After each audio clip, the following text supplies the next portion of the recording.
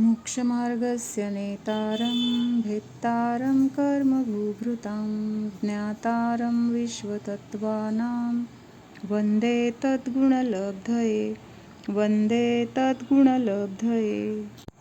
आचार्य उमास्वामी विरचित तत्वार्थ सूत्र 6, 7 आणि 8 असे 3 सूत्र आपण बघितले. तर त्याच्यामध्ये काय सांगितलंय की ज्ञानप्राप्तीचे उपाय, ज्याद्वारे आपल्याला ज्ञानाची प्राप्ती होणार आहे, तर ते हे उपाय ह्या 3 सूत्रामध्ये बघितले. तर मुख्यतेने कुठलं सांगितलं होतं? 6 नंबरच्या सूत्रामध्ये प्रमाण आणि नयाच्या द्वारे काय होतं? तर ज्ञानाची प्राप्ती होते. त्याच्यासाठी शब्द काय आलाय त्या सूत्रामध्ये?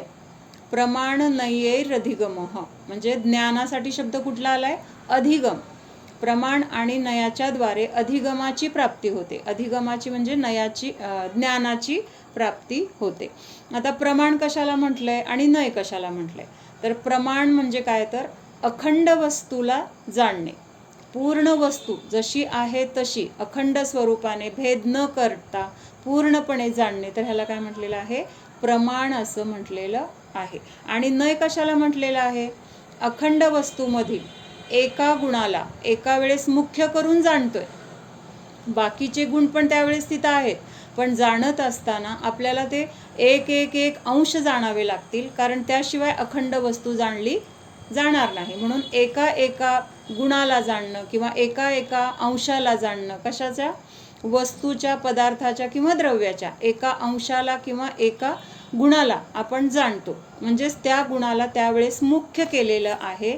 आणि असं एका वेळेस एका गुणाला मुख्य करून जाणणं, तर त्याला काय म्हटलेलं आहे? नय असं म्हटलेलं आहे. म्हणजे प्रमाण आणि नय हे दोन्ही काय आहेत? ज्ञानप्राप्तीचे उपाय आहेत. तर नय काय आहे? तर पिल्लू आहे. आणि प्रमाण काय आहे? तर एक मोठी व्यक्ती आणि हे छोटं बाळ असं आहे. म्हणजे काय असं म्हटलेलं आहे? तर प्रमाणामध्ये अखंडतेचा विषय आहे आणि नयामध्ये एका अंशाचा विषय आहे. त्यामुळं तिथं काय आहे? नयाच्या द्वारे एका वेळेस एकाच गुणाला जाणलं जातं किंवा जे ज्ञान होतं तर त्यावेळेस त्याला नय ज्ञान असं म्हटलेलं आहे.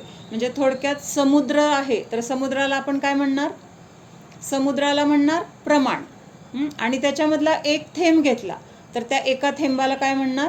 नय असं म्हणणार. पण नय सुद्धा काय आहे? समुद्राचा अंश आहे की नाही? समुद्राचाच एक भाग आहे की नाही? म्हणजेच काय आहे? तर वेगळं नाही, फक्त एका वेळेस छोट्या अंशाला आपण जाणतोय त्याला नय म्हटलं जातं, आणि अखंड वस्तूला जाणतो त्यावेळेस त्याला प्रमाण असं म्हटलं जातं. तर हे काय आहे? तर मुख्य उपाय आहेत. त्याच्यानंतर पुढचे उपाय कुठले सांगितले?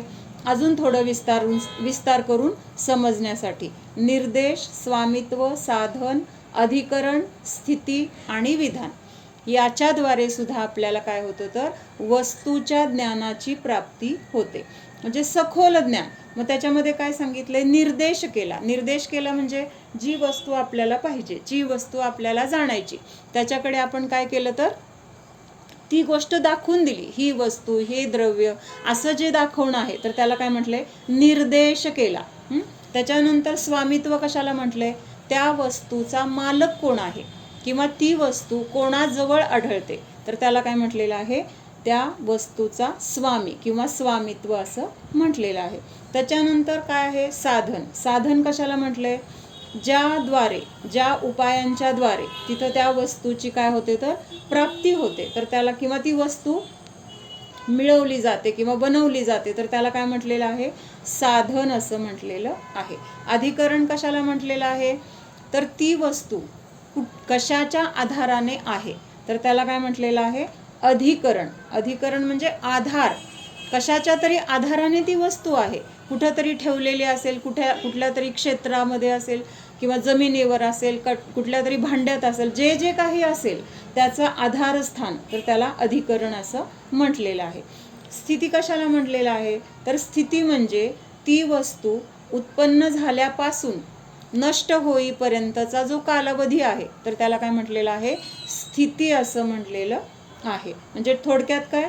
ती वस्तूचं अस्तित्व जेव्हा ती उत्पन्न झाली आणि जेव्हा ती नष्ट होणार आहे तोपर्यंतचा काळ, तोपर्यंत त्या वस्तूचं अस्तित्व, ह्याला काय म्हटलेलं आहे? स्थिती असं म्हटलेलं आहे. त्याच्यानंतर विधान म्हणजे तर त्या वस्तूचे आणखीन किती प्रकार आढळतात, कुठल्या कुठल्या प्रकारची वस्तू आहे, कुठल्या कुठल्या कंपनीची आहे, कुठल्या कुठल्या ठिकाणी सापडते, असं जे काही आपण त्याचा अजून विविधता बघतो तर त्याला म्हटलेलं आहे विधान. म्हणजे वस्तूचे अनेक जे प्रकार आहेत त्या प्रकारांना आपण जाणणं. त्याच्यानंतर 8 नंबरचं सूत्र आहे सत, संख्या, क्षेत्र, स्पर्शन, काल, अंतर, भाव, अल्प आणि बहुत्व. मग ह्याच्यामध्ये काय सांगितलंय की वस्तूचं अस्तित्व आहे, वस्तू कशी आहे, कायम आहे, त्याचा कधीही नाश होत नाही, हे सांगण्यासाठी कुठला शब्द आहे, सत हा शब्द आहे. म्हणजे कॉमनमध्ये किंवा सामान्यपणे सगळी द्रव्य कशी आहेत, अस्तित्ववान आहेत किंवा अनादी अनंत आहेत, म्हणजे त्यांचं अस्तित्व कधीही नष्ट होणार नाही. हे आपल्याला सत ह्या शब्दावरून सामान्यपणे सगळ्यांसाठी आहे की नाही ते, का कुठल्या द्रव्याचं अस्तित्व आहे आणि पुन्हा नष्ट होणार आहे किंवा होतं आणि नष्ट झालं असं नाही, तर प्रत्येक काळामध्ये म्हणजे भूतकाळामध्ये, वर्तमानामध्ये आणि भविष्यकाळामध्ये जे काही ह्या विश्वामध्ये द्रव्य आहेत तर त्यांचं अस्तित्व कायम असणार आहे. म्हणून त्याला सत हा शब्द सामान्यपणे सर्व द्रव्यांसाठी आला. त्याच्यानंतर संख्यामध्ये काय आहे, जे आपण सत आहे हे बघितलं, म्हणजे सर्व विश्वातील द्रव्य सत आहेत हे बघितलं. मग त्या द्रव्यांची संख्या काय बघितली, त्या द्रव्यांची संख्या किती आहे, तर प्रत्येक द्रव्याची संख्या कसं आहे, समान आहे का सगळ्या द्रव्यांची संख्या, प्रत्येक द्रव्याची संख्या वेगळी वेगळी आहे, त्याचं काहीतरी वेगळेपण आपल्याला ह्या संख्येच्या द्वारे आपण जाणू शकतो किंवा विशेष माहिती ह्या संख्येच्या द्वारे मिळते. म्हणजे कसं, जीवद्रव्य किती आहेत, अनंत आहेत.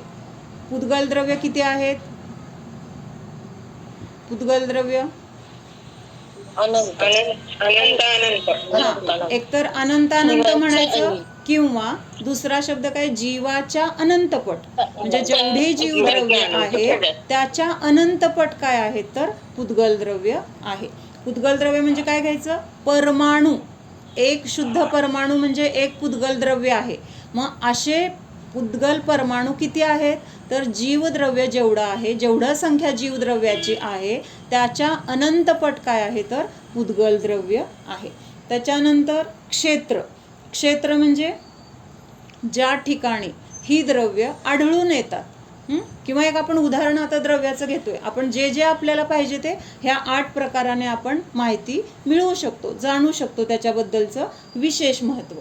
मग क्षेत्रामध्ये काय येणार, तर ती वस्तू, ते द्रव्य साधारणपणे कुठल्या क्षेत्रामध्ये आहे, कॉमनमध्ये. मग आता ही 6 द्रव्य कुठल्या क्षेत्रामध्ये आहेत, तर मुख्यतेने लोकाकाशामध्ये. कारण अलोकाकाशामध्ये काय आहे, फक्त आकाशद्रव्यच आहे आणि लोकाकाशामध्ये काय आहे, तर बाकीची 5 द्रव्य तिथं आहेत. म्हणून त्यांचं क्षेत्र काय म्हणणार आपण, लोकाकाश.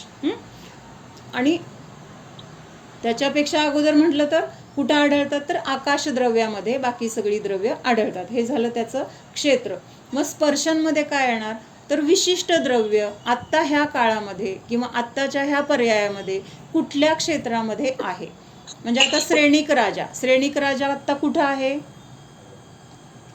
त्याचं स्पर्शन म्हटलं तर काय येणार, कुठल्या नरकात, त्यात सुद्धा पहिला नरक. म्हणून हे काय झालं, त्याचं स्पर्शन झालं. तसं तर तो आकाशद्रव्यामध्येच आहे, लोकाकाशामध्येच आहे, त्याच्यानंतर पृथ्वीमध्ये आहे, त्याच्यानंतर काय आहे, तर पहिल्या नरकामध्ये आहे. म्हणजे मुख्यतेने स्पर्शनमध्ये काय येणार, तर पहिल्या नरकामध्ये. त्याच्यामध्ये पण विशिष्ट कुठल्या स्थानावर आत्ता तो असेल तर ते स्थान त्याचं स्पर्शनमध्ये येणार. त्याच्यानंतर कालमध्ये काय येणार, तर त्या प्रत्येक द्रव्याचं अस्तित्व कसं आहे.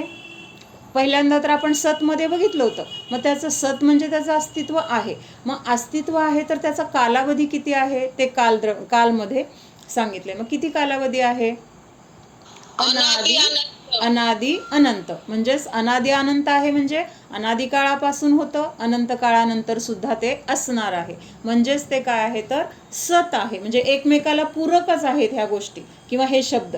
त्याच्यानंतर अंतरमध्ये काय येणार आहे, आपण एक उदाहरणासाठी मनुष्य पर्याय घेतली, देव पर्याय घेतली, किंवा एखाद्या वस्तूचं काय नवीन अवस्था आहे ती जुनी अवस्था झाली, परत त्याला उजळून आणलं, मग परत पहिल्यासारखी नवीन दिसण्यापर्यंतचा मधला जो काळ आहे, म्हणजे एक पर्याय आहे, परत तशीच सेम पर्याय येण्यासाठी मधला जो काही काळ गेलेला आहे, तर त्या काळाला काय म्हटलेलं आहे?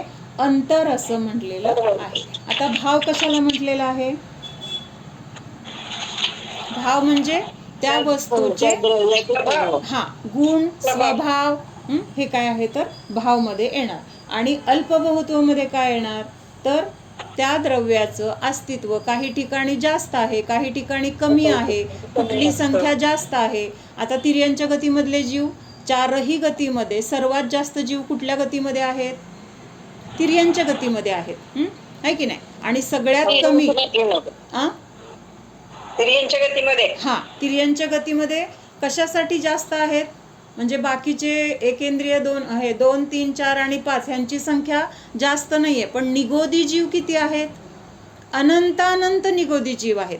आणि त्यामुळं काय झालं? तिर्यंच्या गतीमध्ये अनंतानंत जीव आहेत असं म्हटलं जातं.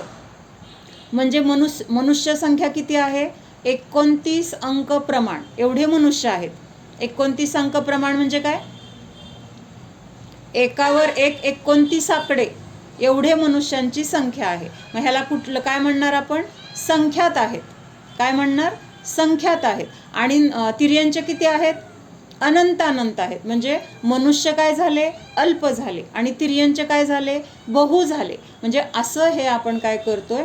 तुलनेच्या द्वारे एकमेकांचं संख्या म्हणा किंवा त्यांचं कमी जास्तपणा आपण बघतोय. कुठलं जास्त आहे, कुठलं कमी आहे हे समजून घेणं किंवा हे ज्ञान करणं, तर ह्याला काय म्हटलेलं आहे? अल्पबहुत्व असं म्हटलेलं आहे. एकेंद्रियाला एकच काय आहे तर इंद्रिय आहे, आणि पंचेंद्रियाला काय आहेत? 5 इंद्रिय आहेत. म्हणजे तिथं अल्प काय झालं? एकेंद्रिय हे अल्प इंद्रियवालं झालं, आणि पंचेंद्रियाला काय म्हटलंय? बहुइंद्रियवालं. म्हणजे असं अनेक पद्धतीने आपण काय करू शकतो? माहिती घेण्यासाठी, ज्ञान घेण्यासाठी ह्या 8 प्रकारच्या गोष्टींचा पण आपण वापर करू शकतो. त्याच्यानंतर आहे आता द्रव्याचं स्पर्शन. म्हणजे आता पुद्गल द्रव्य कुठलं घेतलं? समजा आता आपण पेन आहे, पेन आत्ता तसं मुख्यतेने बघितलं तर काय येणार? क्षेत्रामध्ये काय येणार? लोकाकाश येणार किंवा आकाश द्रव्य येणार. आणि आत्ता कुठं आहे? अक्कलकोटमध्ये आहे. अक्कलकोटमध्ये सुद्धा तुझ्या हातात आहे, म्हणजे तुझा हात काय झाला?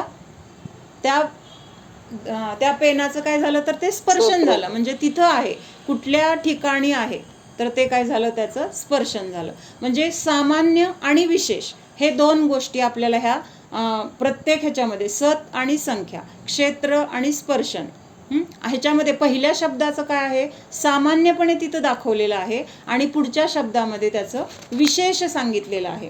सत म्हणजे सामान्य सगळी द्रव्य आली, संख्यामध्ये प्रत्येक द्रव्याची विशेष संख्या आली, क्षेत्रामध्ये सामान्य एका आकाश द्रव्य किंवा लोकाकाश सांगितलं, आणि स्पर्शन म्हणजे तो विशिष्ट जीव किंवा ते पुद्गल द्रव्य हे कुठं आहे ते ठिकाण स्पेशल सांगितलं गेलं. मग आता धर्मद्रव्याचं काय येणार? धर्मद्रव्यासाठी क्षेत्र काय येणार तर आकाश द्रव्य म्हणूया, आणि स्पर्शनमध्ये काय येणार? लोकाकाश येणार. कारण लोकाकाशाच्या संपूर्ण भागामध्ये धर्मद्रव्य अधर्मद्रव्य काय आहे? व्यापलेलं आहे. त्याचे सगळे प्रदेश जे आहेत धर्म आणि अधर्मद्रव्याचे, तर ते पूर्ण लोकाकाश जेवढं आहे तेवढ्या आकारामध्ये ते पसरलेले आहेत. म्हणून त्यांचं स्पर्शन काय येणार? लोकाकाश. आणि क्षेत्र काय येणार तर आकाश द्रव्य येणार. लक्षात येते ना? फरक, थोडासा फरक आहे, पण तो फरक आहे. मग ह्याला असं काय आहे तर पहिल्यामध्ये सामान्य आहे आणि दुसऱ्यामध्ये विशेष आहे. तर हे आपल्याला ह्या 8 प्रकाराने पण ज्ञान होऊ शकतं. त्याच्यानंतर आता पान नंबर आहे 42. 42 मधला शेवटचा पॅरेग्राफ. विस्तृत वर्णन का प्रयोजन. म्हणजे आता हे 3 सूत्र कशासाठी आहेत? ज्ञानप्राप्तीसाठी आहेत. मग वेगळी वेगळी 3 सूत्र का दिली? एकाच सूत्राने पण कळतंय ना आपल्याला की ज्ञानाची प्राप्ती कशाने होते? प्रमाणाने, नयाच्याद्वारे होते. मग तेवढं सूत्र दिलं तर चाललं असतं की पुढच्या अजून 2 सूत्राची काय गरज आहे? मग तिथं सांगितलं की असं विस्तृत वर्णन करण्याचं जे काही प्रयोजन कशाला म्हटलेलं आहे? म्हणजे आपला हेतू किंवा हेतू काय? हा हेतू म्हणजे मला काय पाहिजे, सुख पाहिजे. मग सुख मिळवणं हे माझं काय आहे तर प्रयोजन आहे. प्रयोजन म्हणजे हेतू असेल, ध्येय असेल, आपल्याला जी गोष्ट मिळवायची त्या गोष्टीला आपण आपलं प्रयोजन म्हणतो. एखादं काम करायचंय तर ते काम करणं हे माझं प्रयोजन आहे. तिथंपर्यंत जाणं हे माझं काय आहे, प्रयोजन आहे. किंवा पहिला नंबर मिळवणं हे माझं प्रयोजन आहे. मला हे ग्रंथाचं पूर्ण ज्ञान करून घ्यायचं हे माझं प्रयोजन आहे. आपण जेवतो कशासाठी, शरीराला सांभाळणं हे माझं प्रयोजन आहे का प्रयोजन? त्याच्यासाठी जेवायचंय का आपल्याला? जीवासाठी आहे. जगणं हे प्रयोजन आहे का शरीरासाठी जगणं हे प्रयोजन आहे? म्हणजे असं एक आपल्या उदाहरणासाठी आपण हे बघितलं. मग आता इथं दिलंय की हे विस्तृत वर्णन करण्यासाठी म्हणजे कारण काय, प्रयोजन म्हणजे कारण, म्हणजे असं वेगवेगळ्या अपेक्षेने आपण लावू शकतो. हेतू, ध्येय, कारण किंवा अजून काय आपलं, हां ठीक आहे एवढं चालतंय. कितनेही शिष्य, उद्देश, बरोबर. कितनेही शिष्य अल्पकथन से विशेष तात्पर्य समझ लेते हैं और कितने ही शिष्य ऐसे होते हैं कि विस्तार पूर्वक कथन करने पर समझ सकते हैं. परम कल्याणमय आचार्य का सभी को तत्वों का स्वरूप समझाने का उद्देश है. मग आता काय सांगितलं इथं, कोणाला लवकर समजेल, कोणाला थोडं विस्ताराने समजेल, कोणाला सहज समजेल, कोणाला खूप काही उदाहरणाच्या द्वारे समजेल, म्हणजे असं सगळ्या प्रकारचे जे जीव आहेत. मग आचार्यांचा उद्देश काय आहे? आता एक सांगितलं, कुणाला कळलं नाही कळलं असं म्हणून सोडतायत का? सगळ्यांचा विचार आहे त्यांना. कुणाला कळलं लवकर त्यांच्यासाठी प्रमाणाने नाही, कुणाला आणखीन विस्ताराने समजत असेल त्यांच्यासाठी सत्संख्या, हे कुठलं निर्देश स्वामित्व वगैरे, हां, आणि अजून फोडून सांगण्यासाठी सत्संख्या वगैरे हे सगळं त्यांनी सांगितले. म्हणजे हेतू काय त्यांचा, की सगळ्या जीवांना ह्या तत्वाचं स्वरूप समजलं पाहिजे. भले तिथं खूप वेळ सांगावं लागलं तरी सांगणार, पण काय आहे त्यांचा हेतू आहे की सगळ्या जीवांना सुखाचा मार्ग मिळाला पाहिजे, त्यांचं दुःखातून सुटका झाली पाहिजे. आणि तो सगळा विचार करून काय करतायत तर अशा ह्या तत्वांचं किंवा ह्या सूत्रांची रचना करतायत.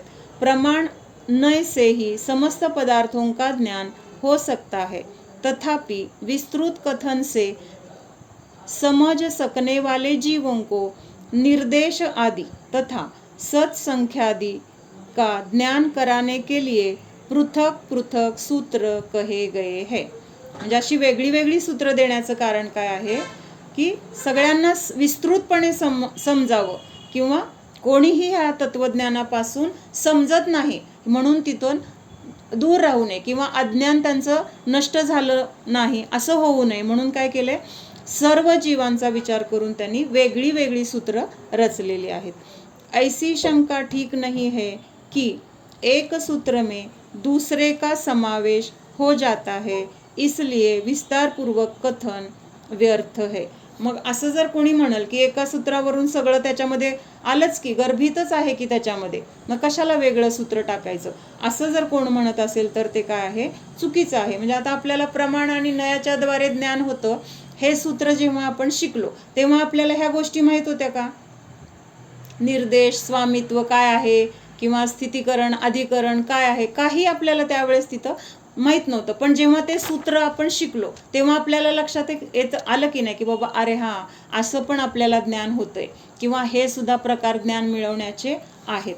म्हणजे असं नुसतं काही पण आपल्याला एका सूत्राने मिळते म्हणून कशाला हे पुढचं रचना केली वगैरे असं म्हणणं काय आहे तर चुकीचं आहे किंवा व्यर्थ आहे असं त्यांनी सांगितलेलं आहे. त्याच्यानंतर पुढं काय सांगतायत आता, ज्ञान संबंधी विशेष स्पष्टीकरण. एक प्रश्न आहे, इस सूत्र में ज्ञान के सत संख्यादि 8 भेद ही क्यों कहे गए हैं, कम या अधिक क्यों नहीं कहे गए.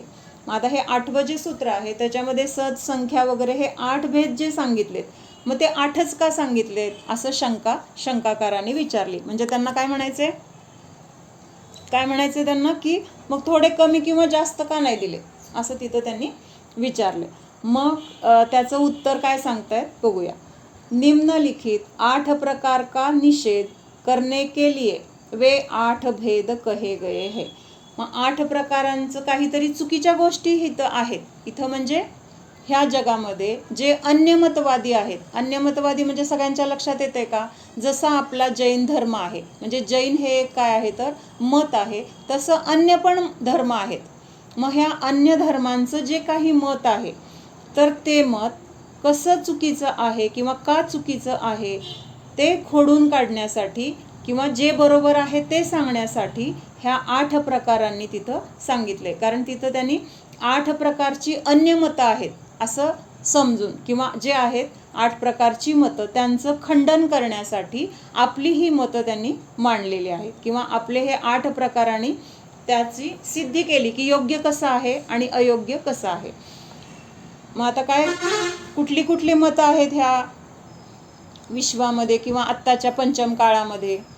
फक्त जैन धर्मच आहे का सगळीकडे? तर प्रत्येक एक संप्रदाय म्हणा किंवा एक धर्म म्हणा, आमचं असं मत आहे, आम्ही असं मानतो, आम्ही हे करतो, असं प्रत्येकाची मान्यता, प्रत्येकाचे विचार कशा आहेत? वेगळे वेगळे आहेत. आणि मग त्यांनी काय केलेलं आहे, आपण मध्ये बघितलं होतं एकांत आणि अनेकांत बघितलं होतं. अनेकांत आणि एकांत. अनेकांतामध्ये काय होतं की सगळ्या त्या द्रव्यातल्या गुणांना, किंवा कसे आहेत ते गुण, परस्पर विरोधी असताना सुद्धा एकाच द्रव्यामध्ये त्यांचं अस्तित्व गुण्या गोविंदाने अनादी अनंत काळासाठी असतं. मग हे अनेकांताचं स्वरूप आपल्या जैन धर्मामध्ये सांगितले. अन्यमतवादी काय करतात की त्यातला एखादा कुठला तरी गुण घेतात आणि त्या गुणाला धरून अखंड धर्माची काय करतात, तीच त्यांची मान्यता, म्हणजे ती मान्यता करतात. म्हणजेच काय झालं, बाकीच्या सगळ्या गुणांना त्यांनी काय केलंय, त्यांचा निषेध केलाय, गौण केलेलं नाही आहे. महत्त्वाचा विषय लक्ष आहे का सगळ्यांचं? काय म्हटलं मी की अन्यमतवादी काय करतायत की जो त्यांनी एक कुठला तरी एक गुण घेतलाय, अनेकांतामधला कुठला तरी एक धर्म त्यांनी उचललाय आणि तेवढ्या एका धर्मालाच त्यांनी काय म्हणलेलं आहे, असाच धर्म आहे. ह्याचा अर्थ काय झाला, एक धर्मच त्यांचं काय झालं, धर्माचं स्वरूप झालं. म्हणजेच वस्तूचे जे बाकीचे गुण आहेत त्या अनंत गुणांचा त्यांनी काय केलाय, निषेध केलेला आहे. आणि आपल्या धर्मामध्ये काय सांगितलंय, ह्या सगळ्या गुणांना तर आपण स्वीकारतोय, अनेक जे वस्तूमध्ये धर्म आहेत, अनेक जे गुण आहेत त्या सगळ्या गुणांना आपण स्वीकारतोय, पण एका वेळेस कथन करताना मुख्यता कशाची आहे, जे कथन करणार त्या गुणाची तिथं मुख्यता आहे. म्हणजेच काय आहे तर बाकीचे गुणांचा तिथं निषेध केलेला नाही. लक्षात येते का? जैन धर्मामध्ये आणि अन्य धर्मामध्ये जो फरक आहे तर तो फरक बघितल्यानंतर आपल्याला हे लक्षात येतं की कुठलं मत बरोबर आहे. आपलं आहे म्हणून बरोबर आहे असं नाही. का बरोबर आहे तर तिथं सगळ्या धर्मांना तिथं काय आहे, एकत्रितपणे स्वीकारलेलं आहे. आणि अन्य धर्मामध्ये काय केलेलं आहे, ह्या अनेकांत स्वरूपी वस्तूमधलं एखादा कुठला तरी धर्म, एखादा कुठला तरी गुण उचलून काय केलेलं आहे, तेवढंच धर्माचं स्वरूप मानलेलं आहे. म्हणजेच बाकीच्या सर्व गोष्टींचा, बाकीच्या सर्व धर्मांचा त्यांनी काय केलेला आहे, निषेध केलेला आहे. निषेध केलेला आहे म्हणजे बाकीच्या गुणांना ते मानतच नाहीत. मग हे जे 8 प्रकार आहेत तर थोडक्यात इथं दिलेले आहेत, एक माहीत असावं म्हणून आपण बघूया. कारण हे अन्यमतवादी म्हणजे जैन सोडून अन्य इतर तत्वांना मानतात सगळे. आता अनेक धर्म आहेत की नाही जगामध्ये, म्हणजे हिंदूमध्ये सुद्धा किती प्रकारचे आहेत, गणपतीला मानणारे आहेत, कृष्णाला मानणारे आहेत, अजून कुठल्या देवींना मानणारे आहेत. म्हणजे असे हे प्रत्येकाचं काय आहे, हे आमचं दैवत किंवा आमच्या धर्मामध्ये हे सांगितलेलं आहे असं एकाच कुठल्या तरी धर्माला म्हणजे विचाराला किंवा एखाद्या त्या स्वरूपाला धरून तेवढंच धर्म मानतात. आणि त्यामुळे तिथं बाकीच्या धर्माचा काय होतो, निषेध होतो किंवा त्या धर्माला मानत नाहीत. पण वस्तूचं स्वरूप तर असं नाही आहे. हत्तीला नुसतं पाया एवढाच हत्ती आहे असं म्हणलं तर त्याला आपल्याला ते पटेल का? आपण व्यवहाराने काय म्हणणार, हे नुसता पाय म्हणजे कसं हत्ती आहे, तर त्याचे 4 पाय आहेत, शेपटी आहे, कान आहे, सोंड आहे, दात आहेत, डोळे आहेत, हे सगळे अवयव पण आहेत ना.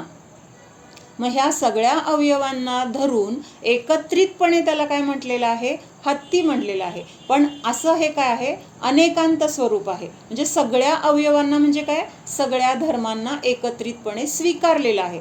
पण अन्य धर्मामध्ये काय झालेलं आहे, फक्त सोंड म्हणजेच हत्ती, कोण काय म्हणतंय सोंड म्हणजे हत्ती, कोण काय म्हणतंय पाय म्हणजे हत्ती, कोण काय म्हणतंय शेपटी म्हणजे हत्ती. मग आपल्याला तर आता हे उदाहरण बघताना वाटते की किती चुकीचं आहे. नुसता पाय म्हणजे कसा हत्ती असेल, नुसतं त्याची सोंड म्हणजे कसा हत्ती असेल, नुसती शेपटी म्हणजे कसा हत्ती असेल, हे तर आपल्याला पटत नाही आहे. पण हे बाकीचे जे धर्म आहेत त्यांनी सेम असं पकडलेलं आहे, किंवा असं त्यांचं काय आहे स्वरूप त्यांनी मांडलेलं आहे. आणि आपण काय करतो, हां ते पण बरोबर आहे असं म्हणतो आपण, कारण आपल्याला नीट अनेकांत पण माहीत नाही आहे आणि त्यांनी काय मानलंय तो एकांत पण आपल्याला त्याचं स्वरूप नीट माहीत नाही आहे. आणि मग त्यामुळं असं म्हटलं जातं की नाही सगळीकडं सगळे धर्म समान आहेत, कुठल्या धर्माला कमी लेखायचं नाही आणि कुठल्या धर्माला चांगलं म्हणायचं नाही, सगळे समान असं म्हणणं आता बरोबर वाटतंय का चुकीचं वाटतंय. म्हणजे आपल्याला कुणाला नावं ठेवायची नाही आहेत, पण जे जसं आहे तसं दाखवून देणं, ह्याच्यामध्ये काय आपण कुणाचा तिरस्कार किंवा कुणाचं निंदा किंवा कुणाला आपण कमी लेखतोय असा भाव नाही. लक्षात येते का, लक्षात येते का मला काय म्हणायचंय. जे जे प्रत्येकाचे धर्म आहेत तर त्यांचं काय काय मान्यता आहे, तर ते कसं चुकीचं आहे आणि अनेकांतवाद कसा बरोबर आहे हे सांगण्यासाठी इथं ह्या 8 लोकांची मतं दिलेली आहेत. आता काही लोक नास्तिकवादी आहेत. नास्तिकवादी आहेत की नाही जगामध्ये माहीत आहे आपल्या सगळ्यांना. नास्तिक म्हणजे फक्त धर्मालाच मानत नाही आहेत असं नाही आहे, धर्म नाही किंवा देव नाही असं मानणारे पण नास्तिक आहेत. अजून काय म्हणतात ते की नास्तिक कहता है कोई वस्तू है ही नहीं, ह्या जगामध्ये जे जे काही दिसतंय ना ते सगळे आपल्या कल्पना आहेत असं मानतात. काय म्हणतात म्हणजे आता कोण म्हणजे हे काही घर नाही किंवा काय नाही किंवा माणसं नाही आहेत किंवा वस्तू नाही आहेत, काय कुठल्या बाकीच्या कुठल्या काही कंपन्या वगैरे जे जे काही असेल हे काहीही नाही आहे असं एक मत आहे. मग ते काय म्हणतात, हे सगळं आपल्या कल्पनेने, हे घर आहे अशी कल्पना केली, हे शरीर आहे असं कल्पना केली, हे मुलं आहेत अशी कल्पना केली. मग हे सगळं काय म्हणतायत की वस्तूचं अस्तित्वच नाही आहे. मग हे अस्तित्व नाही हे आपल्याला म्हणलं तर पटेल का, चक्क दिसतंय ना सगळं, आपण अनुभव करतोय, आपण त्याचं काहीतरी परिणमन झालेलं बघतोय, त्या वस्तूमध्ये बदल झालेला दिसतोय, त्यांचं स्थलांतर झालेलं दिसतंय, हे सगळं आपल्याला दिसतंय की नाही. आणि तरीसुद्धा ती कल्पना आहे. कल्पना म्हणजे कशाला म्हटलंय, आता आकाश आहे आणि आकाशाला फूल आलंय असं म्हटलं तर ती काय झाली, कल्पना झाली. किंवा एखादी स्त्री आहे, कशी आहे ती, वांज आहे आणि तिला मुलगा, हा कुणाचा मुलगा आहे तर हा वांजेचा मुलगा आहे असं जर म्हटलं तर ती काय झाली, कल्पना. कारण ह्या गोष्टीचं अस्तित्व दिसूनच येत नाही, आत्ताच नाही, पूर्वी पण नव्हतं आणि पुढं पण कधी दिसणार नाही. दिसणार आहे का ह्या गोष्टींचं अस्तित्व, म्हणून ह्याला काय म्हटलेलं आहे, कल्पना. मग तसं आत्ता आपल्या संयोगामध्ये ज्या ज्या गोष्टी, जे जे पदार्थ, जे जे जीव आहेत किंवा जे जे घटना दिसत आहेत आपल्याला, त्या सगळ्या कल्पना आहेत का. तर एका मतवादींचं असं मत आहे की ह्या जगामध्ये कुठलीही वस्तू नाही, तर तिथं ते काय म्हणतायत की ह्या सगळ्या कल्पना आहेत. मग आता ह्याचा अर्थ काय होतो, त्यांनी एक कुठलं मत घेतलेलं आहे ह्याच्यामध्ये, पूर्ण नास्तिकच झाला ना. मग बरोबर आहे ते बघतो आपण, कल्पना करू शकत नाही कारण दिसतं ना आपल्याला. आता हे धर्म म्हणा सगळंच बरोबर. मला काय म्हणायचंय की त्यांनी मगाशी मी म्हटलं ना, अनेकांत हे आपलं स्वरूप आहे, त्यातलं त्यांनी एका कुठल्या तरी धर्माला त्यांनी धरलंय आणि दुसऱ्या धर्माचा त्यांनी निषेध केलाय. मग आता नास्तिक धर्मवाल्यांनी काय म्हटलेलं आहे, नास्तिक धर्म स्वीकारलाय, म्हणजेच त्यांनी कशाचा अभाव केलेला आहे किंवा कशाचा निषेध केलेला आहे, तिथं दुसरा कुठला धर्म आहे. आपल्या धर्मात काय सांगितलंय, अनेकांतमध्ये काय येणार, नास्तिकतेसोबत आपल्या धर्मामध्ये अजून कुठला दुसरा धर्म येणार, अस्ति. अस्ति येणार, हे सांगायचं होतं. म्हणजे आपण काय मानतोय, अस्ति पण मानतोय आणि नास्ति पण मानतोय. पण ह्या नास्तिकवाल्यांनी काय केलंय, त्याच्यामधला फक्त एक नास्तिकच विषय घेतलाय आणि त्यांनी काय मानलंय, वस्तू सर्वथा नाही, वस्तूचं अस्तित्व नाही, वस्तू आपण सगळ्या ह्या कल्पनेने मानतोय. मग आपला धर्म काय सांगतो, द्रव्याचा कधीही नाश होत नाही, म्हणजे द्रव्याची अस्ति आहे, द्रव्याचं अस्तित्व. अस्ति म्हणजे काय, त्याचं ह्या जगामध्ये अस्तित्व असणं, त्याचं स्वरूप इथं असणं, विद्यमान असणं, तर ह्याला म्हटलेलं आहे अस्ति. आणि नास्तिकतेचं काय येणार आपल्या धर्माप्रमाणे, कोण सांगते? अस्ति धर्म आपण बघितला की द्रव्याचं अस्तित्व कायम आहे, त्याचा कधीही नाश होत नाही. मग आता नास्ति धर्म पण आहे ना, अस्ति आहे तिथं नास्ति आहे, एक आहे तिथं अनेक आहे, भेद आहे तिथं अभेद पण आहे. मग असं हे काय आहे, जोडी जी आहे एकमेकांच्या विरोधी, परस्पर विरोधी, ते दोन्ही धर्म वस्तूमध्ये आहेत, हे आपला अनेकांतवाद सांगतो. पण अन्य मतवादींनी काय केलेलं आहे, एकाच धर्माला त्यांनी काय केलेलं आहे, पकडलेलं आहे. म्हणजे फक्त मुख्य केले आणि बाकीच्याला गौण केले असं नाही, त्यांनी काय केलेलं आहे, एकच धर्म मानलाय, म्हणजे बाकीच्या सगळ्या धर्मांचा त्यांनी निषेध केलेला आहे. मग आपल्या धर्मामध्ये काय सांगितले की द्रव्याचं अस्तित्व अनादी अनंत आहे, किंवा द्रव्य सत आहे, म्हणजे द्रव्याची अस्ति आहे. मग नास्ति धर्म कसा लावणार आपण? नास्ति धर्म पण आपण स्वीकारलाय, किंवा नास्ति पण आहे, तो पण द्रव्याचा काय आहे तर धर्म आहे किंवा गुण आहे. मग त्याचं उदाहरण कसं सांगणार? हा अंतु बोल. एका द्रव्यामध्ये दुसरा द्रव्य नसतो, तसं एका धर्मामध्ये दुसरा धर्म नाही असं. हा, म्हणजे एका द्रव्यामध्ये दुसऱ्या द्रव्याची नास्ती आहे. हा, म्हणजे माझ्या द्रव्यामध्ये परद्रव्याची नास्ती आहे आणि परद्रव्यामध्ये माझी नास्ती आहे. पुद्गलामध्ये जीवाची अस्ति आहे का?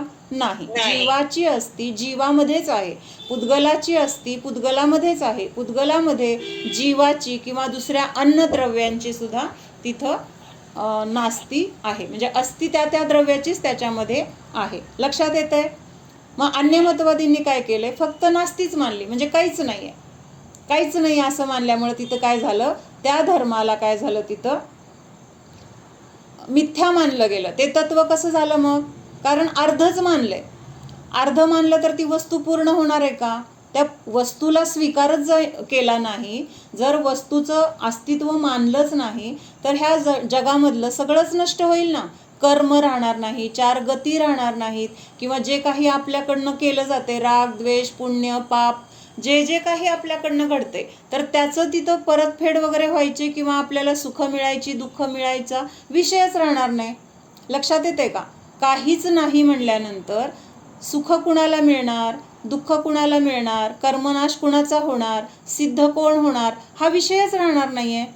एक नास्ति धर्म जर स्वीकारला, किंवा नास्ति हे नुसतं एक मानलं, त्याची अस्ति न मानता, किंवा त्याचा प्रतिस्पर्धी त्याचा विरोधी अस्ति धर्म न मानता फक्त नास्ति धर्माला जर मानलं, तर काय होईल लक्षात येते का सगळ्यांच्या?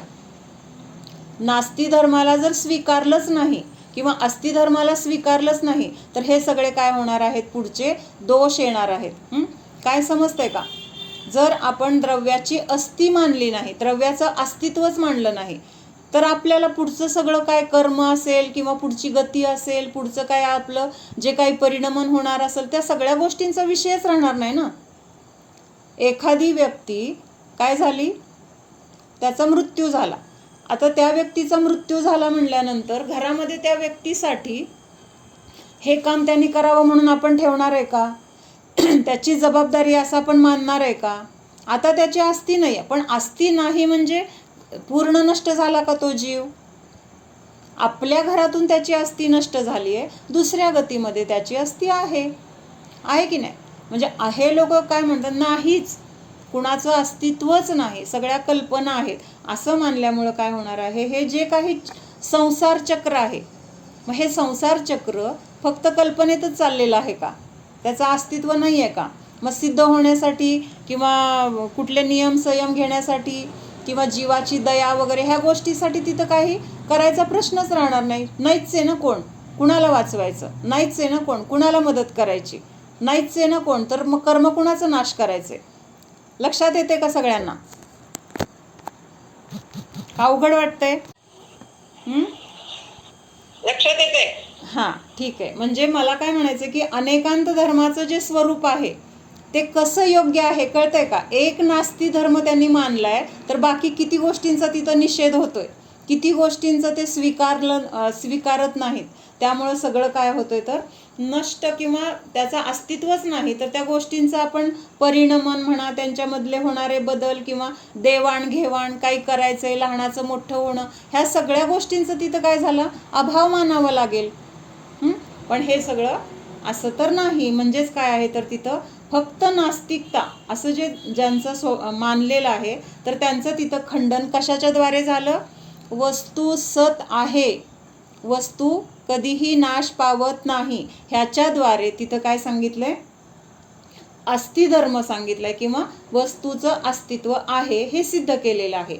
आणि पर्याय नष्ट होते.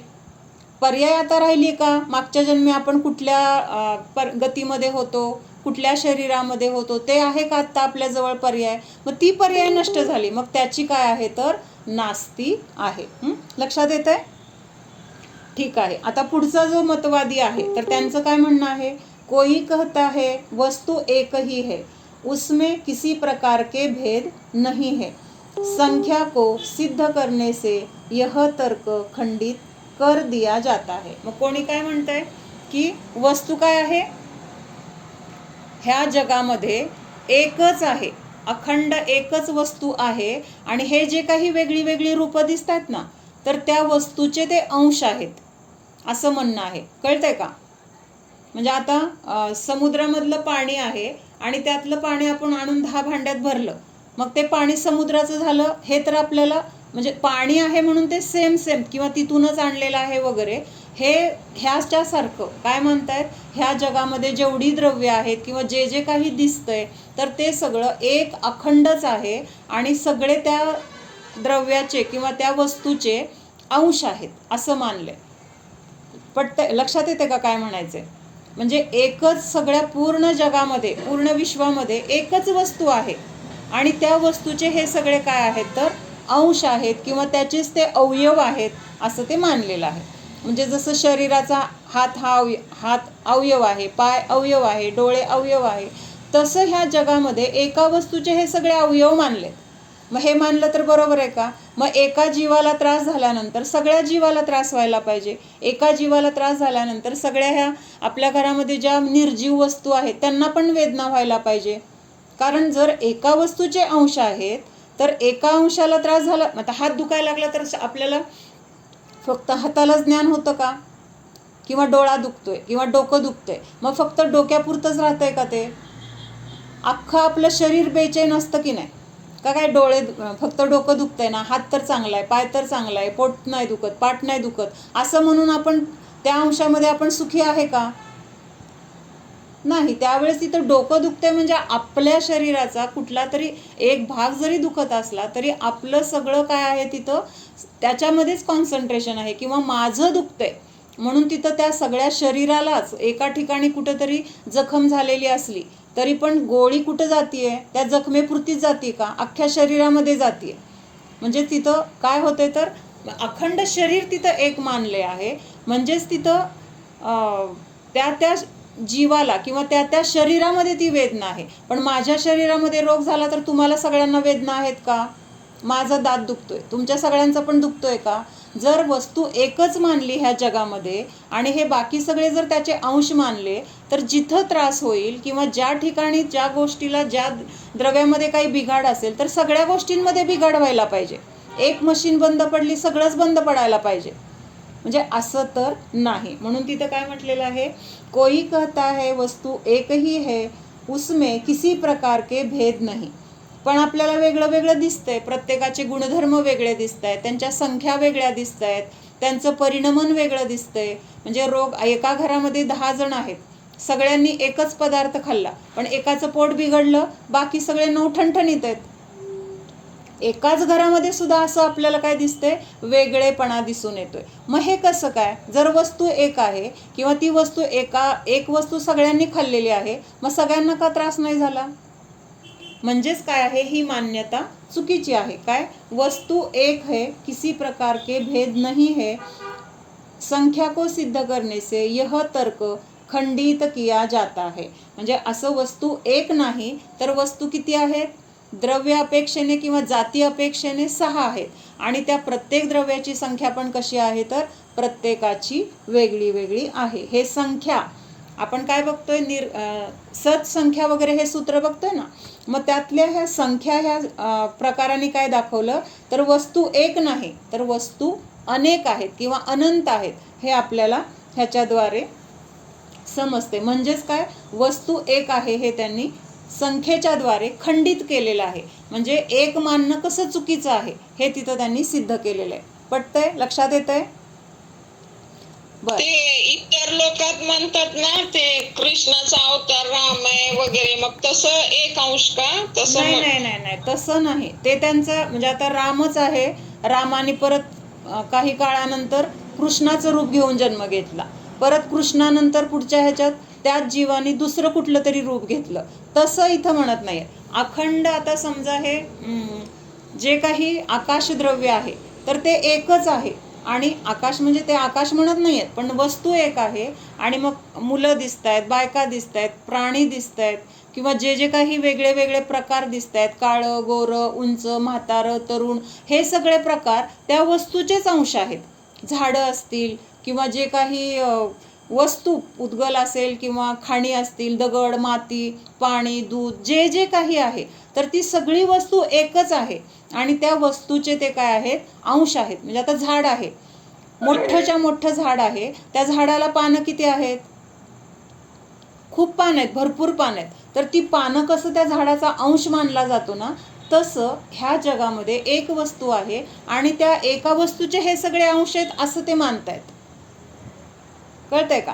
आता झाडाचं तर एक उदाहरण आपल्याला ते बरोबर आहे, तिथं झाड आहे किंवा त्याचं अंश, पण त्या झाडासारखं बाकी सगळं दिसतंय का? हे सगळे जीव तरी एक आहेत का? प्रत्येक जीवाचं अस्तित्व वेगळं आहे, प्रत्येक जीवाचे भाव वेगळे आहेत, प्रत्येक जीवाचं कर्म वेगळं आहे, त्याचे कर्माचे उदय वेगळे आहेत. ही सगळी विविधता आपल्याला दिसते की नाही? आपल्याच एका जीवामध्ये सुद्धा किती वेगळ्या वेगळ्या प्रकाराने कर्माचे उदय असतात.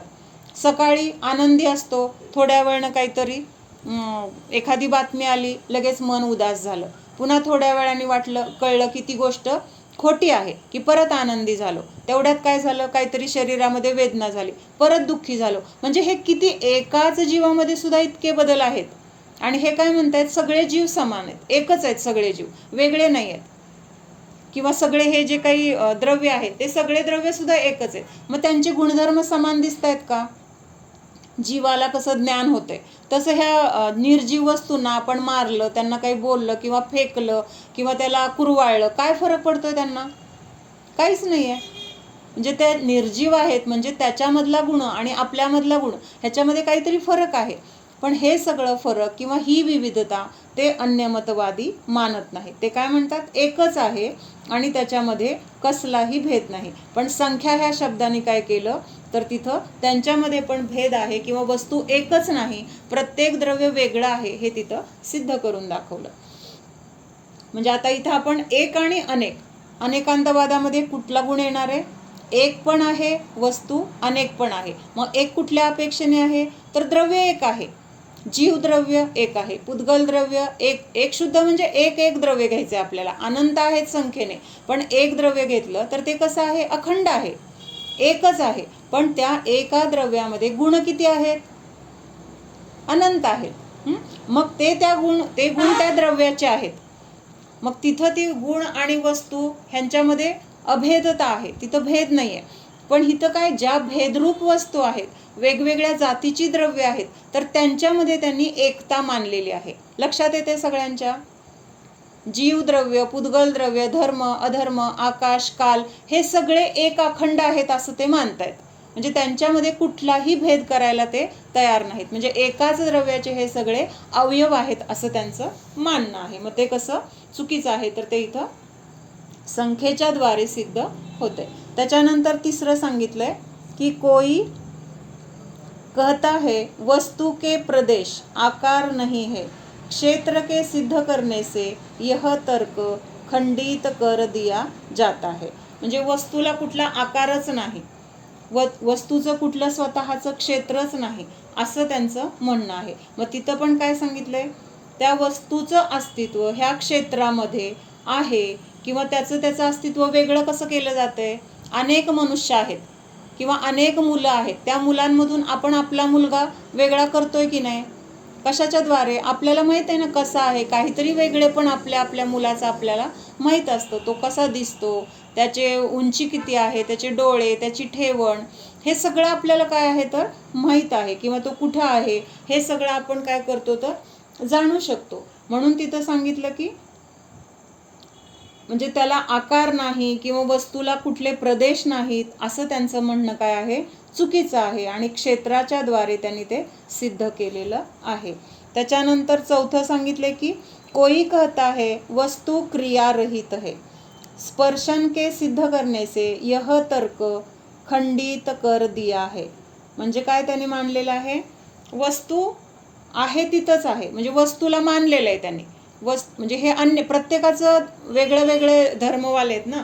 मग एक जणांनी काय केलंय, वस्तू आहे, वस्तूचं अस्तित्व तर मानतायत, पण ते काय म्हणतायत, वस्तू जशी आहे तशीच आहे, त्याच्यामध्ये कुठलीही क्रिया होत नाही. म्हणजे आंबा आहे, मग त्याच्यामध्ये आंबा जसा झाडावरून तोडला तो तसाच राहणार, त्याच्यामध्ये पिकण्याची क्रिया होणार नाही, त्याच्यामधला जो काही वास आहे ते बदल होणार नाही, त्याच्यामधला रंग बदलणार नाही, त्याच्यामधला स्पर्श बदलणार नाही, त्याच्यामधली चव बदलणार नाही, अनादि अनंत काळासाठी ती तशीच वस्तू आहे, असं एका मतवादींचं म्हणणं आहे. हे बरोबर आहे का, पटतंय का? कारण आपण दिसतंय ना, आपल्याला परिणमन होतंय, लहानाचं मोठं झालेलं दिसतंय, मोठ्याचं म्हातारं झालेलं दिसते, म्हातारी व्यक्ती मृत्यू पावलेली दिसते, नवीन जन्म झालेला दिसतोय. हे सगळं काय आहे, काही ना काही बदल होत आहेत, काही ना काही क्रिया घडतीये.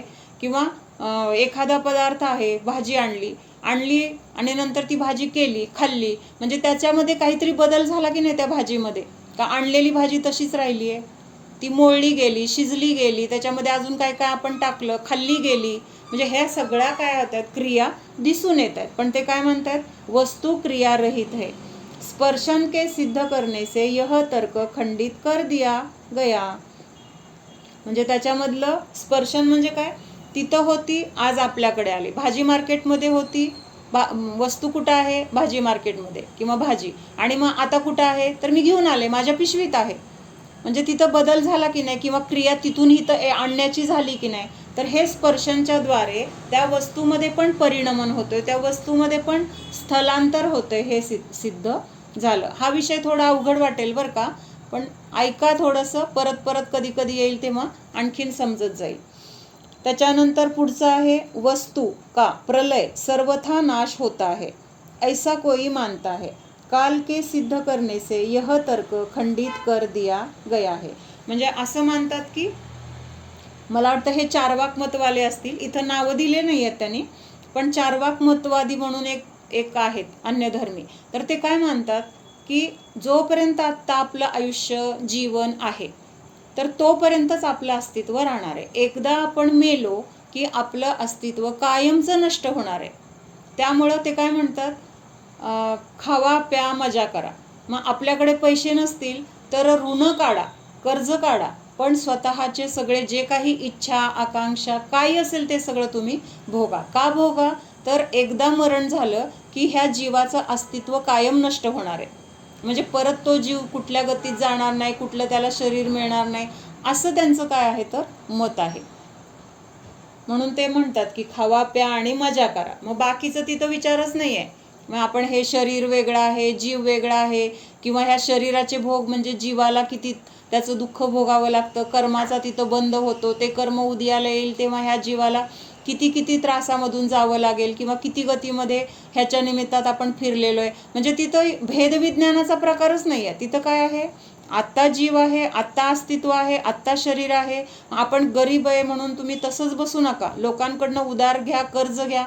तो कर्ज फेडायचा विषय नाही आहे, कर्ज फेडायचा विषयच नाही. म्हणजे सगळे अशी काय आहे, संकुचित वृत्ती म्हणतो ना, आत्तापुरतं बघायचं, उद्याचा विचार. आपण असं करतो का, आत्ता पैसे आपल्याकडे आहेत म्हणून सगळे खर्च करून टाकणार का, पुढचा विचार करतो की नाही, काहीतरी गुंतवणूक केली पाहिजे, म्हातारपणे आपल्याला उपयोगी पडतील, काही अचानक अडचण आली तर लागतील, अशा कितीतरी गोष्टी आपण विचार करून काय करतो, आत्ता हातात पैसे असले तरी आपण मनाच्या इच्छा सुद्धा आपण त्यावेळेस मारतो खूप वेळेला. की नाही ही काय महत्त्वाची गरजेची गोष्ट नाही आहे, उद्या मला हे पैसे लागतील किंवा मुलांना हे पैसे उद्या कुठल्या तरी कामाला येतील, म्हणून तिथं आपण ते पैसे काय करतो, सुरक्षित ठेवण्यासाठी प्रयत्न करतो. मग इथं तर काय सांगितले, नुसतं कर्ज काढा, खावा प्या आणि मजा करा. मग हे पटेल का कुणाला, म्हणजे योग्य वाटतं का? म्हणजे कसं हे एकाच अंगाने बघितल्यामुळं असं बघणाऱ्याला वरवर वाटतंय, हां काय खायला प्यायला सांगितले, मजा करायला सांगितली, त्याच्यामध्ये काय दुःख आहे. पण ज्याचं कर्ज आपण घेणार आहे त्याचं फेडायला पण पाहिजे, हा विचार तिथं नाही आहे. लक्षात येते का? मेल्यानंतर कुठलं कर्ज फेडायचं, किंवा आणलेला पैसा, कर्ज घेतलेला पैसा कशामध्ये वापरला, भोग भोगण्यामध्ये.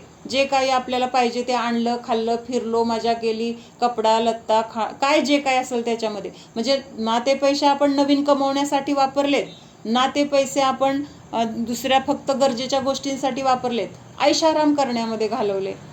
मग तो कर्जदार तरी कोण द्यायला बसलाय, आणि आपण तरी ते नाही फेडलं, तरी असं फेडायची गरजच नाही असं पण होणार नाही. कधी ना कधी कुठल्या ना कुठल्या जन्मामध्ये आपल्याला ती परतफेड करावीच लागते. मध्ये आपण ते बैलाचं उदाहरण बघितलं होतं की नाही, कुणाचे तरी त्यांनी त्या माणसाचे पैसे घेतले होते आणि ते पैसे न फेडताच ते मेले आणि मरून काय झाले, ते पैसे फेडण्याच्या पायात तिथं त्यांना काय बैल घेऊन जन्म घ्यावा लागला त्या शेतकऱ्याच्या ठिकाणी घरी. आणि मग तिथं ते त्यांनी काय केलं, त्याचे सगळं काम करून त्याला उत्पन्न मिळवून देऊन त्यांचं जोपर्यंत ते देणं फिटत नाही तोपर्यंत तिथं काय ते घाणीचं वगैरे काम करून शेत नांगरून त्यांनी काय केलं, ते कर्ज फेडलं. म्हणजे जरी तिथं तिर्यंच्या गतीला गेलो तरी कर्म आपल्याला सोडत नाही, बरोबर आपल्याला अशा ठिकाणी नेऊन ठेवतं की जिथं आपलं काही देवाणघेवाण मागच्या जन्मीची असेल, भले आपण कुणाला दिलं असेल तर ते पण आपल्याला परत मिळणार आहे, किंवा आपण कुणाचं घेतलं असेल तर ते पण आपल्याला तिथं परत द्यावंच लागणार आहे. कर्माला ज्ञान नाही आहे. कर्म कसं आहे, कर्म जड आहे, त्याच्यामध्ये ज्ञान नाही आहे. पण कर्म कसं आहे तर कधीही चुकत नाही, किंवा कर्म कधीही आपल्यावर दया दाखवत नाही. एक वाक्य आहे, कर्मोंके दया नाही. काय सांगितलंय, कर्मोंके दया नाही. म्हणजे तिथं असा विचार नाही करणार की बाबा एवढा हा आधीच दुःखी आहे किंवा एवढा रोगी आहे, ह्याच्याकडे पैसा नाही, जाऊ दे आता थोडं ह्याला माफ करू, असं कर्म कधीही विचार करत नाही, किंवा असं म्हणून कर्म तिथं दया करत नाही. जे जे काही आपल्या परिणामांच्या द्वारे केलेलं असेल, घडलं असेल, किंवा आपल्याकडून तशा क्रिया, तशी पापं, तसे कशाय झाले असतील तर ते सगळे आपल्याला कधी ना कधी कुठल्या ना कुठल्या रूपामध्ये जाऊन फेडावे लागतात. म्हणून काय सांगितलंय की असं नाही आहे की कर्ज घ्या, मजा करा आणि विषय सोडून द्या, तर ते आपल्याला परतफेड करावीच लागते. तर हे सगळं काय आहे तर एक एक मत पकडून त्यांनी काय केलेलं आहे तर तेवढाच धर्म मानून बाकी सगळ्याचा निषेध केल्यामुळं असे सगळे इथं काय होत आहेत, मग ह्या सगळ्या चुकीच्या गोष्टी आहेत. पण ते वरवर बघणाऱ्याला वाटते हां चला मजाच करायला सांगितली मग घ्या कर्ज. पण आत्ता तुम्ही काय करताय करा, त्याची शिक्षा आपल्याला पुढं भोगायला मिळणार आहे. डोळे झाकले म्हणून धडकायचं वाचणार आहे का आपण, किंवा समोरचं जे काय आहे ते आपल्याला समजा आता आग लागली आहे, ती आग मला पोळू नये म्हणून डोळ्यावर पट्टी बांधली म्हणून ती आग आपल्या जवळ यायची राहणार आहे का? ती पसरत येऊन आपल्याला जाळणारच आहे. आपण बघायचं टाळलं म्हणून ते आपल्याला तिथं हे बघत नाही ना, मग ह्याच्याकडे जायला नको असं तिथं नसतं. तिथं जे जे काही आहे ते भोगावंच लागणार आहे. तसं जे आपण करतोय तर त्याचं फळ आपल्याला, भले आत्ता त्या गोष्टीचा आपण विचार नाही केला, भरपूर आपल्याला कशाची तरी ॲलर्जी आहे आणि ती ॲलर्जी असलेली वस्तू आत्ता कुठं मला त्रास होतोय किंवा आत्ता मला खावी वाटते म्हणून मी खाल्ल्यानंतर काय होणार आहे, त्याची ॲलर्जी दिसणार आहे. थोड्या वेळानंतर खाज सुटणार आहे किंवा काहीतरी सर्दी होणार आहे, खोकला होणार आहे. ज्या काही गोष्टीमुळे आपल्याला त्या गोष्टीचा जो काही त्रास असेल, ॲलर्जी होत असेल, ती गोष्ट आपल्या संयोगामध्ये थोड्याच वेळात दिसणार आहे. खाताना दिसली नाही किंवा खाताना तिथं वाटतंय कुठं काय होते, आता खाऊ वाटतंय खावा, पुढं बघू असं म्हणून चालेल का? मग पुढचा त्रास कुणाला भोगायचा आहे?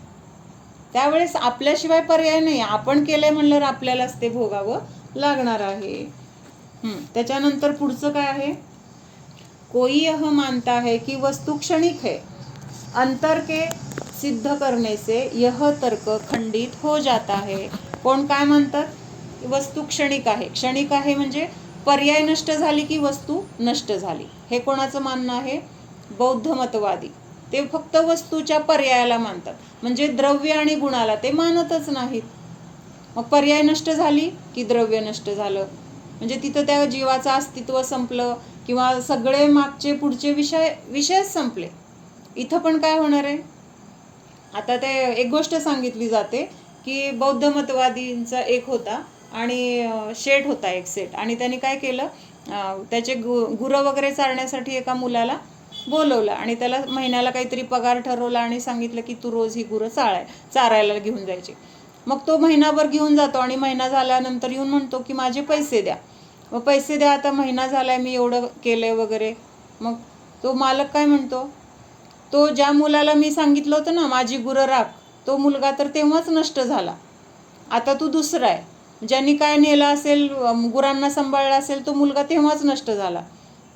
त्यामुळे तू माझं काय केलंच नाहीये, माझ्या गुरांना सांभाळच नाहीये, तुला मी पैसे कुठले देऊ, असं त्यांनी त्या मालकाने सांगितलं. म्हणजे हे बौद्ध मतवादींचं हे मत आहे.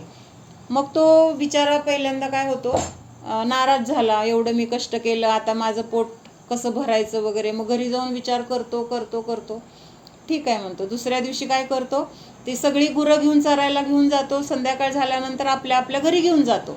मालकाच्या घरी ती गुरं बांधायला दररोज कसं करत असतो, मालकाच्या घरातून आणायची आणि तिथं नेऊन बांधायची. मग दुसऱ्या दिवशी काय करतो की आपल्या घरी नेऊन बांधला, आणि मग ते सेठ अजून कशी गुरं आली नाहीत म्हणून येतो तिथं विचारायला, गुरं का आणली नाहीत म्हणून त्याच्या घरी. मग तो म्हणतो गुरं देणारा सेठ वेगळा होता, ती गुरं वेगळी होती, ते सगळे नष्ट झालेत. आता तुमचा माझा काही संबंधच नाही आहे. कुठली गुरं, कुठला सेठजीन, कुठला मुलगा, सगळेच नष्ट झाले. आता आहेत ते सगळे नवीन आहेत. असं म्हणल्यामुळं काय झालं, तिथं त्या शेठला मग तिथं जागेवर आला. मग त्याचं तिथं पगार दिला वगैरे. म्हणजे असं सगळं एकांत केल्यानंतर अशा सगळ्या काय होतात तर म्हणजे सगळ्या चुकीच्या गोष्टी घडतात किंवा तिथं व्यवहार सुरळीत चालणार नाही. व्यवहाराला सगळ्या बाधा अडचणी येणार आणि मग त्यामुळं राग द्वेष भांडणं. म्हणून काय आहे तर जसं आहे तसं अनेकांत स्वरूप जे आहे ते जर आपण समजून घेतलं तर तिथं असे मतभेद होणार नाहीत. एकमेकांना दोष द्यायचा, एकमेकांची निंदा करायची, माझ्यामुळं असं झालं, त्याच्यामुळं असं झालं, असं म्हणायचं, काहीच विषय येणार नाही. एक समता भाव तिथं राहणार आहे. म्हणून त्यांनी काय मांडलेलं आहे, वस्तू क्षणिक आहे. तर हे त्यांचं एकांत कसा चुकीचा आहे तर ते अंतरच्या द्वारे तिथं त्यांनी त्याचं खंडन केलंय. अंतर म्हणजे काय, फिरून आपण परत तिथं येतो. म्हणजे आता समजा आपण घरातून बाहेर पडलो, फिरायला गेलो, मग फिरून आपण घरी आलो की नाही परत. मग घरी आलेला वेगळा जीव आहे का फिरायला गेलेला वेगळा जीव होता. ह्या बौद्ध मतवादींच्या हिशोबाने काय आहे, घरातून बाहेर पडला तो वेगळा होता, तो नष्ट झाला, आणि आता जो आला घरात तो वेगळा आहे, असं ते मानतात. म्हणजे तिथं अंतर आपण जे बघत होतो, एक पर्याय निघून गेल्यापासून परत तशीच पर्याय उत्पन्न होण्यापर्यंत किंवा एका ठिकाणाहून निघून परत त्या ठिकाणापर्यंत येईपर्यंतचा जो मधला कालावधी आहे त्याला आपण अंतर म्हटलंय. मग परत आलं कोण, तोच जीव आला ना जो गेला होता किंवा मनुष्य होता, तो देवगतीत गेला आणि परत मनुष्य झाला. मग आधीचा मनुष्य असलेला जीव आणि आता मनुष्य असलेला जीव एक आहे का वेगळा आहे, एकच आहे. पण ते मानत नाहीत. त्यामुळे तिथं सांगितलं की अंतर काय सांगतं की मनुष्यगतीमधला जीव देवगतीत गेला, तिथून परत मनुष्य झाला.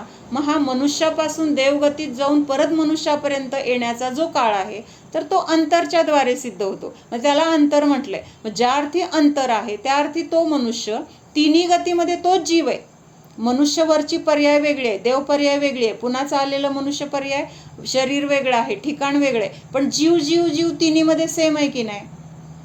तर बौद्ध मतवादी हे मानत नाहीत. तर ते मनुष्य पर्याय नष्ट झाली तो विषय संपला, देव पर्याय नष्ट झाली तो विषय संपला, आत्ता इथं जन्मलाय तो नवीनच आहे, नवीन उत्पन्न झाला, असं तिथं मानलेलं आहे. पण आपलं धर्म काय सांगतो, द्रव्य अनादि अनंत आहे. म्हणजे द्रव्याचा कधी उत्पाद होत नाही, म्हणजे उत्पन्न होत नाही किंवा द्रव्य उत्पन्न झालेलं नाही आणि द्रव्य कधी नष्ट होणार नाही.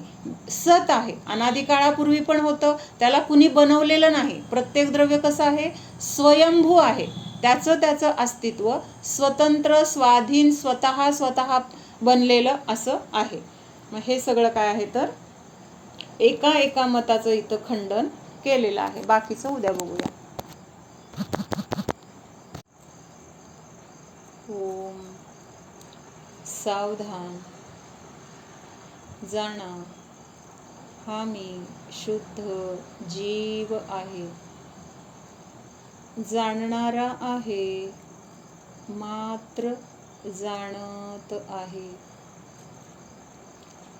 जाणणे सोडून मी अन्य काहीही करणारा नाहीच. जाणा हा मी सत आहे. माझी अस्ती आहे. या विश्वामध्ये मी अनादी अनंत आहे. माझ्या जीवद्रव्यामध्ये परद्रव्याची नास्ती आहे. माझी परद्रव्यामध्ये नास्ती आहे. मी स्वतंत्र, परद्रव्य देखील स्वतंत्र आहे. हा मी एक आहे, अखंड आहे. द्रव्य रूपाने मी एकच आहे. माझ्यामध्ये अनंत गुण आहेत, अनंत पर्याय आहेत. असा मी सत असत एक अनेक स्वरूपी आहे. मी अखंड आहे, अभेद आहे. माझ्यामधील अनंत गुण एकत्रितपणे या जीवद्रव्यामध्ये व्यापलेले आहेत. अभेद आहेत, अखंड आहेत. माझ्यामध्ये असलेल्या अनंत गुणांचे प्रत्येकाचे नाव वेगळे आहे. त्याचे स्वरूप, कार्य वेगळे आहे. असा हा मी अभेद असूनही भेद स्वरूप आहे. भेद जाणण्यामध्ये आहे, द्रव्यामध्ये अभेदताच आहे. जाणा मी नित्य अनित्य स्वरूपी आहे. माझे जीवद्रव्य ध्रुवदृष्टीने नित्यच आहे. द्रव्याचा कधीही नाश होत नाही. या द्रव्याची प्रतिसमयाला उत्पन्न होणारी पर्याय अनित्य आहे, असत आहे. पर्याय क्षणिक आहे, नाशवंत आहे. द्रव्य शाश्वत आहे. नित्य अनित्य स्वरूपाला जाणा. असा हा मी अनेकांत स्वरूपी आहे.